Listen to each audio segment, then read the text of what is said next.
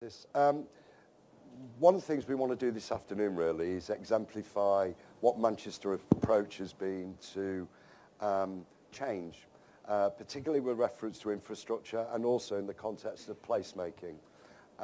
What I'd like to do is invite Steve Warriner, Finance Director of the Greater Manchester Passenger Transport Executive, soon to become the Greater Manchester Transport Authority, in order to give you a perspective about some of the key initiatives which are taking shape within the city, with particular reference to the northern part of Manchester. Steve.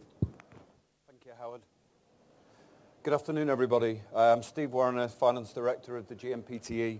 I'm going to talk to you this afternoon about some of the transport developments we're currently delivering in Greater Manchester, and in particular our proposals around Victoria Station, which is adjacent to the Co-operative Group's developments. I think our plans for Victoria are a good example of the way in which we plan investment in transport infrastructure to support the wider economic development of the city. Victoria Station, as you know, is an important public transport gateway for the north side of the city, and in particular for the new Co-op headquarters, which will be located opposite the existing building towards the bottom of the blue area on the slide. There are currently 20 to 30,000 rail passengers using the station every day, with longer distance and local services operating to the north of the conurbation and to parts of neighbouring West Yorkshire, Lancashire and Merseyside. Rail services between these places and Manchester have grown more than any other part of the region in the past 10 years.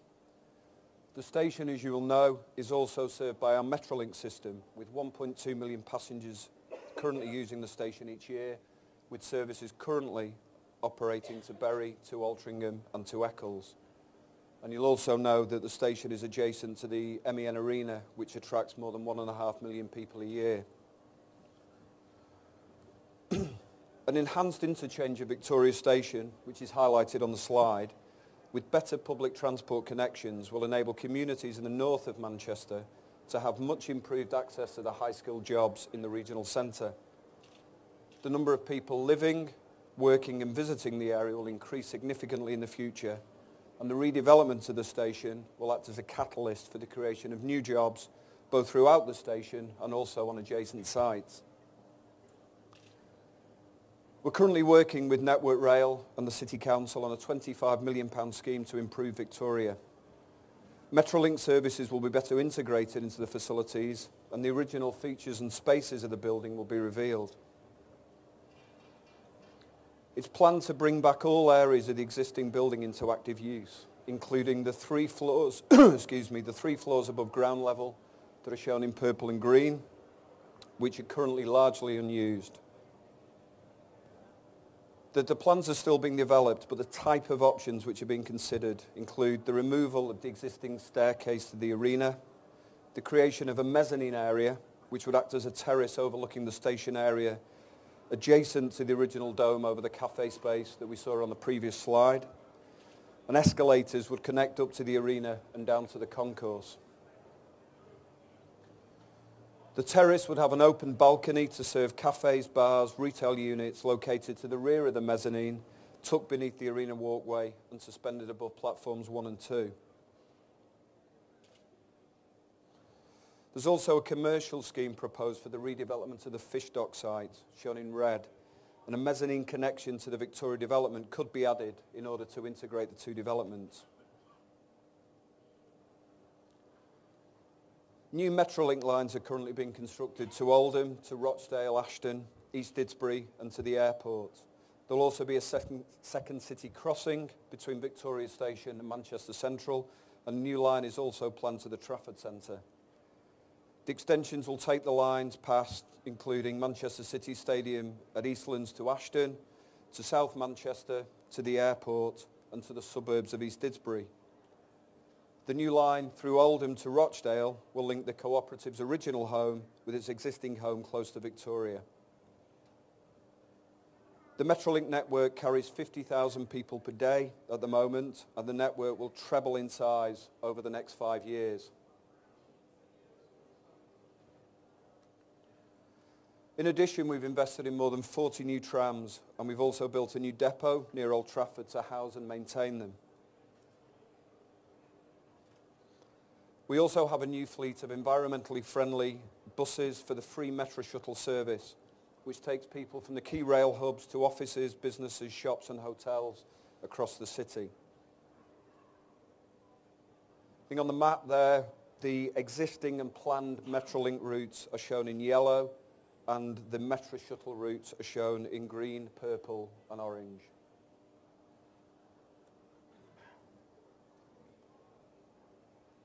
The redevelopment of Victoria is a key component of the Northern Hub proposals, which will transform the rail networks and relieve the current bottlenecks around Manchester. In the Northern Hub is the north of England's biggest rail priority for rail funding in the latter half of this decade. The plans will transform the usage of Victoria with better connections to all of the cities in Northern England. They will also improve the capacity for commuter trains, and for the first time, trains will be able to travel direct from Victoria to the south and to the airport. In addition, the government has recently confirmed investment to electrify the rail lines connecting Victoria with Preston, Bolton, Wigan and to Liverpool.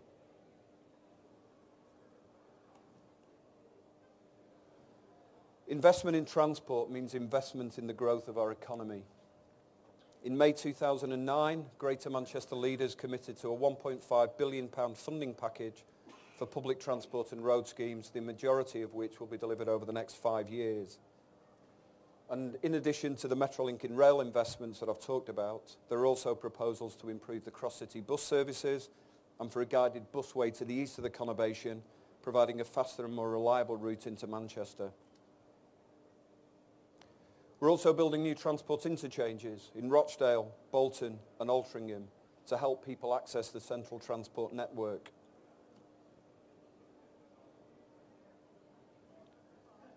£750 million has been committed by government over the next 5 years to develop high-speed rail in England, including a commitment that high-speed rail will come to Manchester. Trains will run at up to 250 miles an hour on 300 plus miles of track, and Manchester will ultimately be linked to London in just 80 minutes. New line will develop from London to the West Midlands by the middle of the 2020s, with an extension to Manchester from 2032-33. As I said earlier, Victoria Station is at the heart of our expanding transport network, and the improvements we're making will complement the other developments in this part of the city, as well as providing significant economic benefits by better connecting people with employment opportunities and making leisure and retail opportunities more easily accessible. Thank you very much.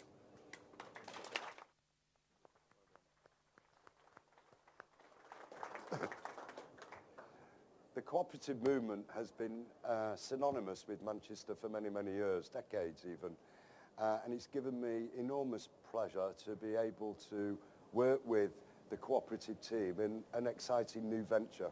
And that exciting new venture is not just to create new offices really for the cooperative movement, which will be explained shortly, but also to create a new quarter, a new space, which will offer so much potential for driving our growth over the coming years. To explain this hugely exciting initiative, I'd like to invite Martin, who leads the co-op team, to provide you with that perspective. Martin.